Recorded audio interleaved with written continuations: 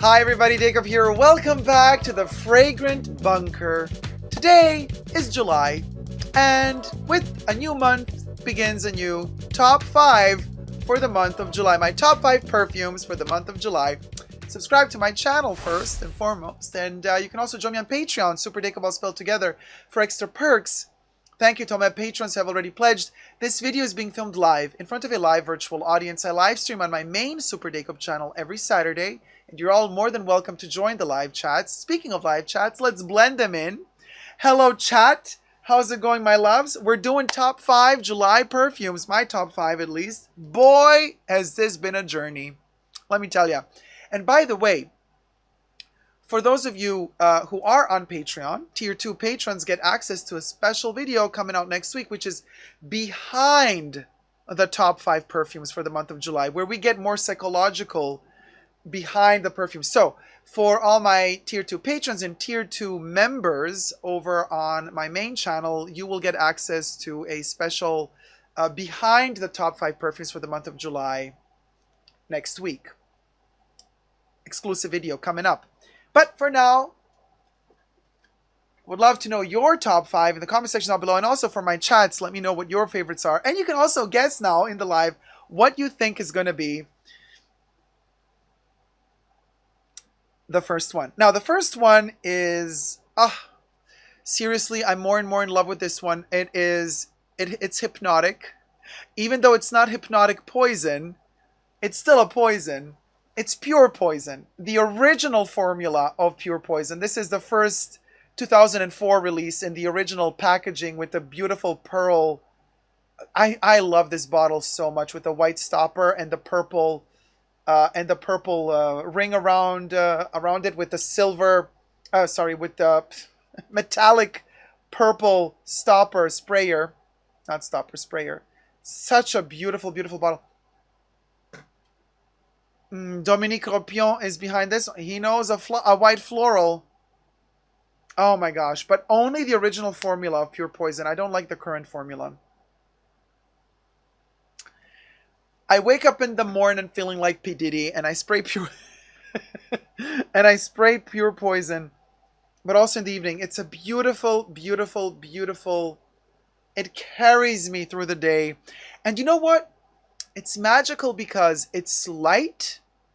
It's a delicate light white floral. The gardenia in here is amazing.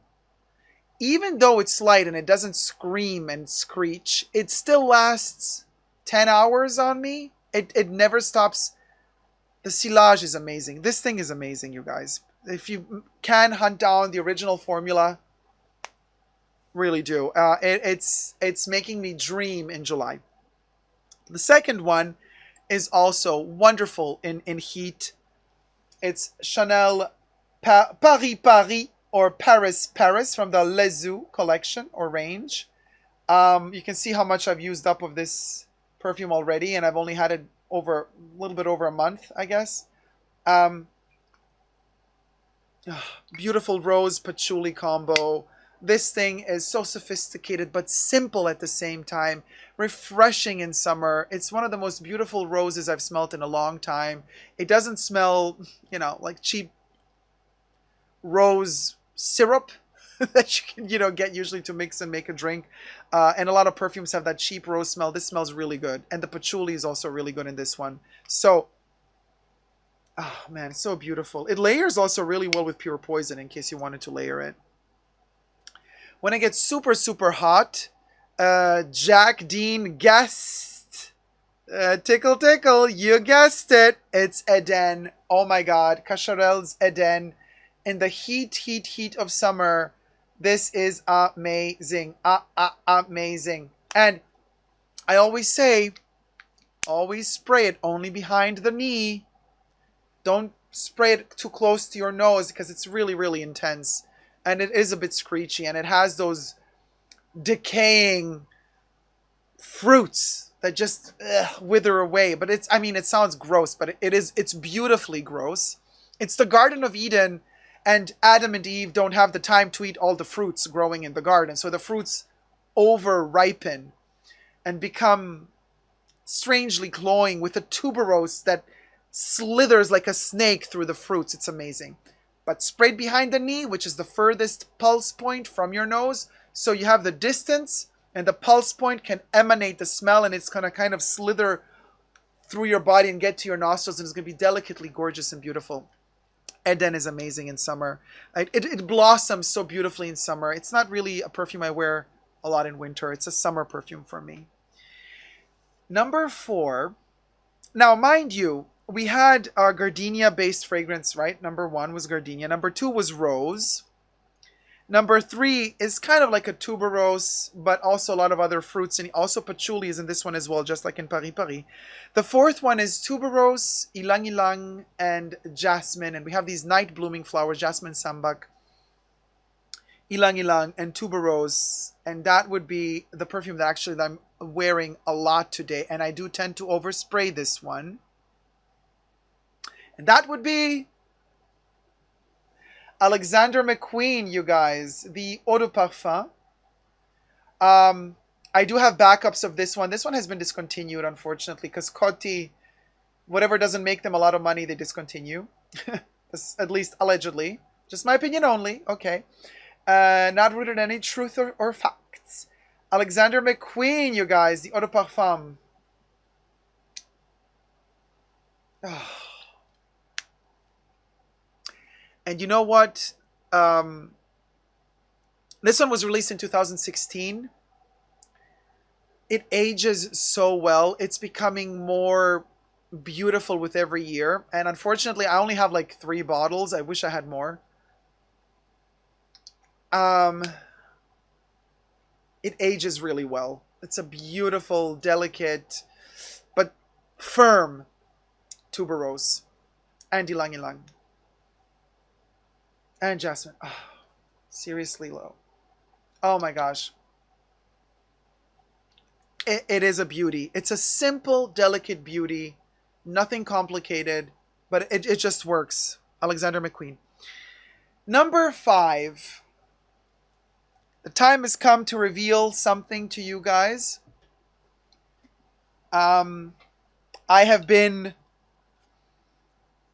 enjoying this perfume quite a bit. And it's also one of the secret fragrances I got for my birthday. Secret because I've been using it. I got it for my birthday, but before my birthday already, I've been using it for weeks and weeks and weeks. And this one is... I'm going to have to review it like pretty soon, but it's taken me weeks and weeks and weeks of living with this one, wearing it, and I've been teasing everybody in all my videos on my main channel, in the pre-shows as well. I said, people are asking me, oh, Dacob, what perfume are you wearing today? And I would always say, I can't tell you. I cannot say what perfume I'm wearing because I'm keeping this a secret. I need time.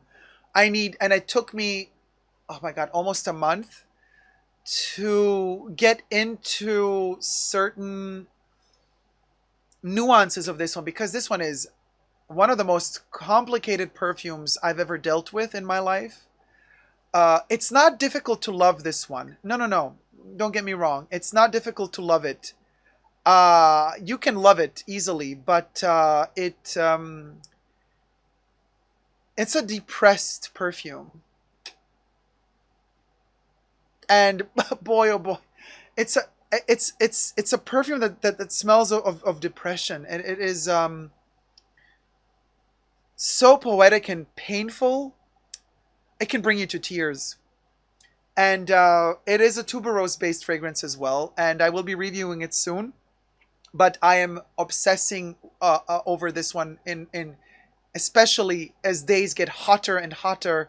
Now in July, I mean, when I started wearing this, it was not as hot as now. Now it's like this perfume blossoms even more and more and more. And that would be a perfume from Guerlain. It's Mahora. Or Mahora. I guess the French do not pronounce the H. Mahora. Or Mahora. And this, you actually have to turn this around. The magic, you flip it and then it opens up the sprayer. and it's like a seed, like a bean, out of which the roots grow. I mean, this thing, I can't tell you how much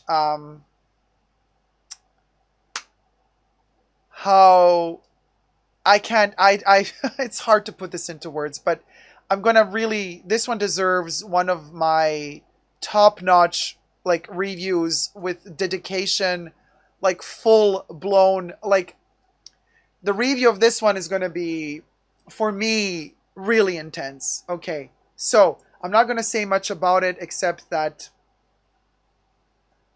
to say that I'm obsessed with it is an understatement. Yes, Tina, this is from Guerlain, Mahora, or Mahora, Mahora.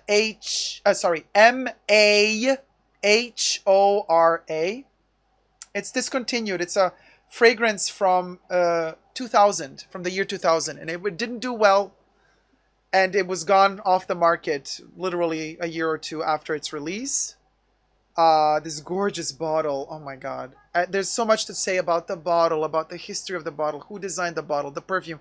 Anyway, the smell. Yes, that's how you spell it. That's exactly how you spell it. And actually, it has its name hidden in the back. There it is. It's on the metal in the back as well. You see it appear magically and then disappear and then appear again. And then disappear again. It's like sunshine in a bottle, but there's death in here, sadness, acknowledging the end of life. There's a whisper and a hum, the desert, dryness, no water, but then there's like a plant growing in the middle of the desert. This thing. Kev, you said it. Love the bottle, very mystical. The perfume is mystical. It really is, and I respect this one so much. It's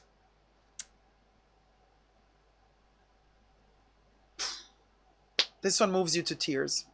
So this is my number 5, the eyeball. It's I have no words really. Mystical. It makes me feel some type of way in July. It makes me feel like learn to let go. But it also makes me feel like, but once you let go, you sacrifice yourself and then you get a new life. You know, like Harry Potter had to sacrifice himself because he was the last crux, or Horcrux, or whatever, the Horcrux. And then he came back to life again. Like that's kind of the vibe in this thing. Tuberose, almond blossom, very complicated perfume. Anyway, no wonder it failed really quickly, because this thing is in a league of its own. Like this thing is in a league of its own.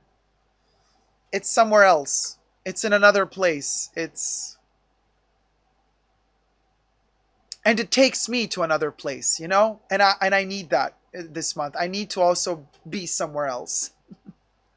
But more about the psychology in that exclusive video for my Tier 2 patrons and members. Thank you guys so much for watching. Let me know your top 5 or more or less for the month of July 2022 in the comment section down below. Love you loads, subscribe, and never give up on love.